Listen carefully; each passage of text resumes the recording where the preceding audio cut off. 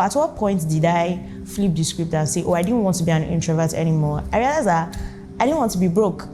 So I knew that I could not stay an introvert. Hi, my name is Arike Samuel, also known as the Bezalel of Marketing. I saw this particular person called Bezalel. He was the first person in the Bible to be filled with the spirit of excellence.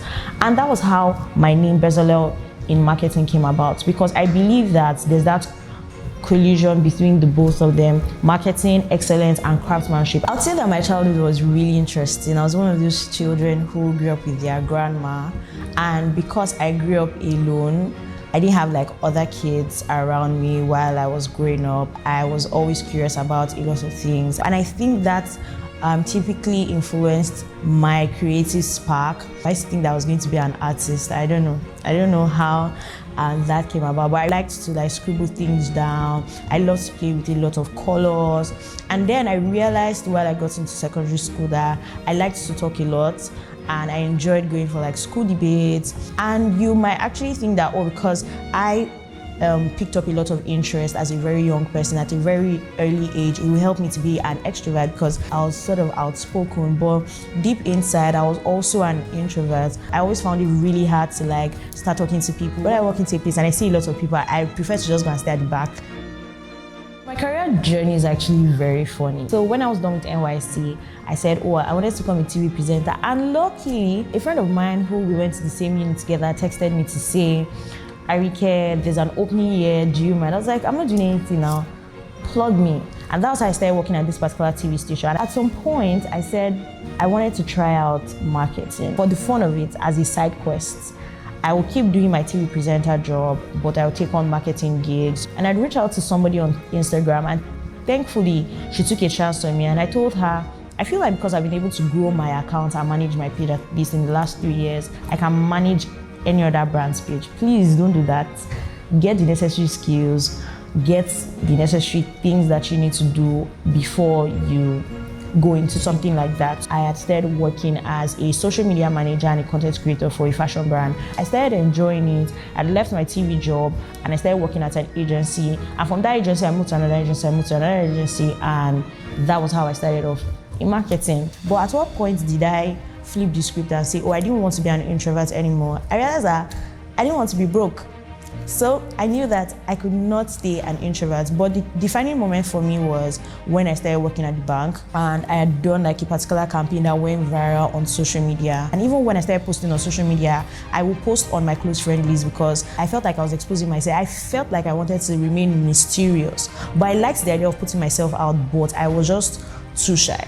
So I remember when I put out a particular campaign and it went viral on Twitter and a lot of people were talking about it, and that particular campaign started doing really well. I just realized that because I was too introverted, I didn't want to come out to say, oh, this is how the campaign was doing. I was getting a lot of comments and I'm like, no, I cannot continue like this. I cannot remain an introvert even when I know that I'm doing great work. So after I left the bank, I started posting carousels. I didn't even want to post videos. That was how bad it was. So I started posting carousels on Twitter to share some of the things that I was learning in marketing. And once that started to pick up, it also helped my confidence. So when I started putting myself out on social media, I was thinking of different ways at which I wanted to put myself out there.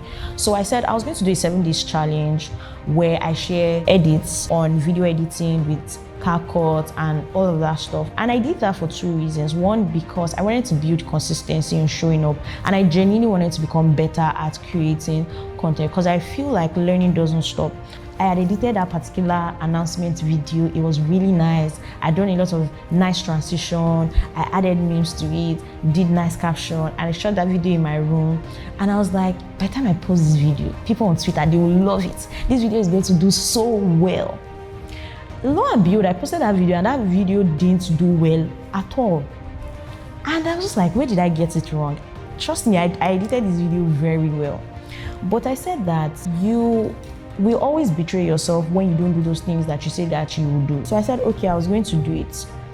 And I did 68 days of sharing bite-sized video content on my social media. I feel like that was the turning point in my career for me. I saw people reach out to me, say, oh, please, can you teach me video editing? How can I do this? I've had brands reach out to me to say, can we collaborate? Can you create video for me? Can you do this and that?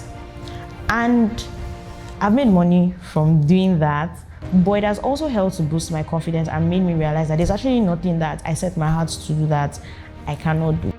And I remember one day I just finished praying when I had the leading to do creators workshop, but I realized that I didn't have a lot of followers, so why would I want to do a workshop for other creators? But I was very sure that I had that leading to do it, and I did it, and it was a success. And really shout out to the brands that supported us at that time. I'd gone to do the first one and I did the second one this year, and I'm going to do the third one eventually. The Faces content was a huge defining moment for me in my career. I didn't see it coming at all.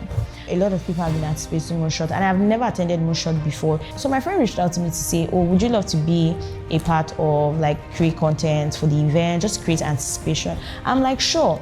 So I wrote out 4 content ideas that I wanted to create and execute, and the Faces content was the easiest content. So I'm like, oh, I would create the Faces content maybe later, since it's the easiest. I'll try to create the hard content first, then do the Faces content. So I got there really early. I was like, I think I should just do the Faces content first, and maybe I'll try the other content later.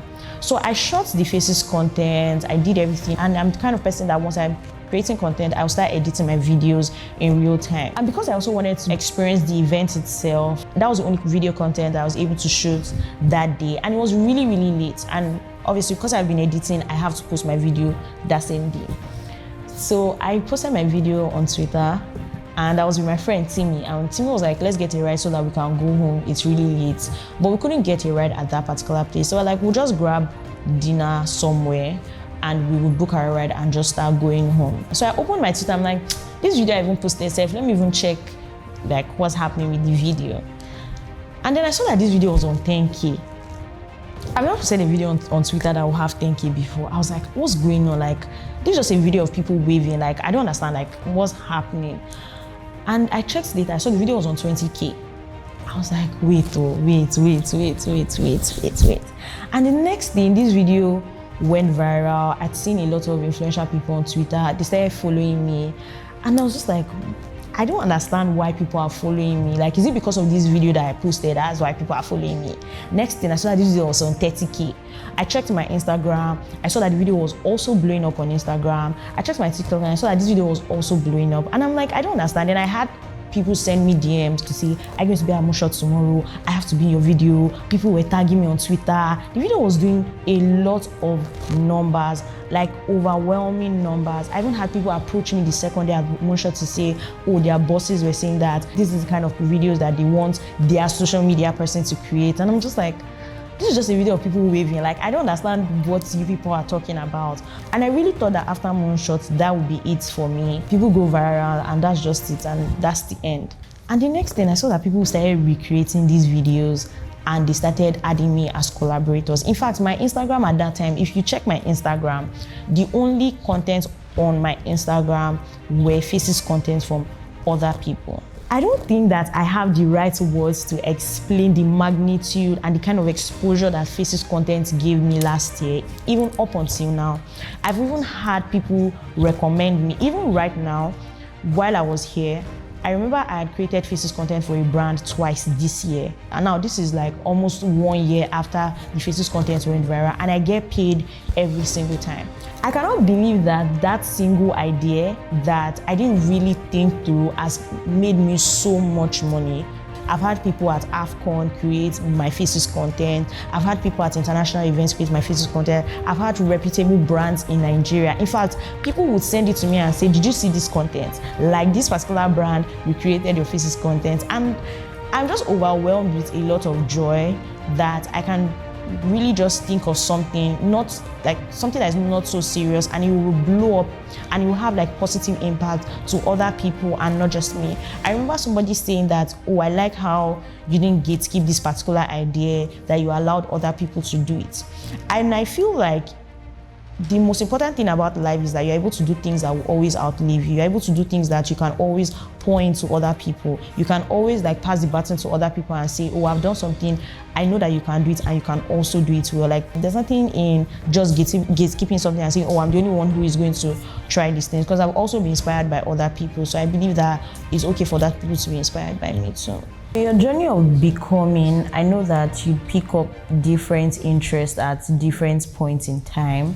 And because I genuinely believe that God has empowered us with a lot of gifts, I mean, why not try different things? Nike will say just do it. So, I mean, why not? Why not just start that business? Why not just go on that trip? Why not just start that agency? I think that people are really fixated on the idea of if I start something, it has to work. Now, don't get me wrong, I believe that we need to do things and it has to work. But if you feel like you've passed a phase and you want to pick up new skills, please do it. If you feel like you want to juggle like different things at different points in time, I mean, it's just an experience. I need a lot of money. I need to make money. I need to make a name for myself. And I know that there are barriers that are within my reach that I can just resolve. And that's, I mean, being shy, not being outspoken. These are things that I know that they are within my control and I can just work on them. Like Tunde Onakoya would say, you can do great things from small places. So never limit yourself and say that you are shy. You know the goals that you want to achieve. So how bad do you really want it? To an extent, I believe that being introverted is a mental thing. Removing a mask of being introverted is within your control. You've not just stepped out of that comfort zone yet. You always believe that this thing is too big for me to handle. This person is too big for me to handle. Oh, these people are looking at my clothes. They feel like I'm too small. They are looking at me too much. I promise you, nobody's even looking at you. You're the one that is feeling cringe about certain things. Like, post that content, walk up to that person, and your life will change. Hi, my name is Arike Samuel, also known as the Bezalel of Marketing, and this is Bitstories.